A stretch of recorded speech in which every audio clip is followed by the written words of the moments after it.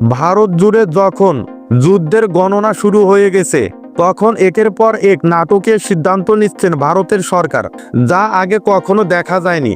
এমনকি ভারতের কেন্দ্র সরকার নিজের দেশের বিভিন্ন রাজ্যকে যুদ্ধ প্রস্তুতির মহড়া চালানোর নির্দেশ দিয়েছে।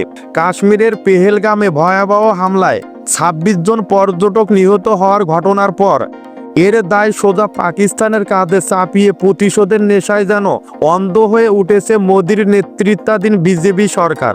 এই ঘটনার পর থেকে ভারত এবং পাকিস্তানের মধ্যে নিয়ন্ত্রণ রেখা বরাবর টানা ১১ দিন ধরে গুলি বিনিময়ের ঘটনা ঘটেছে। দু দেশে নিজেদের সামরিক শক্তি দেখাতে শুরু করেছে। একদিকে ক্ষেপণাস্ত্র পরীক্ষা, অন্যদিকে বিভিন্ন বাহিনীর প্রদর্শনী। পাকিস্তান সীমান্তবর্তী বেশ কয়েকটি রাজ্যকে প্রস্তুতি নিতে নির্দেশ দিয়েছে ভারত সরকার। যুদ্ধ পরিস্থিতি মোকাবেলার জন্য এই মহড়াগুলোতে অংশ নিচ্ছে সাধারণ মানুষও। এই ধরনের বড় মাপের সামরিক মহড়া ভারতের ইতিহাসে সর্বশেষ হয়েছিল ১৯৭১ সালে।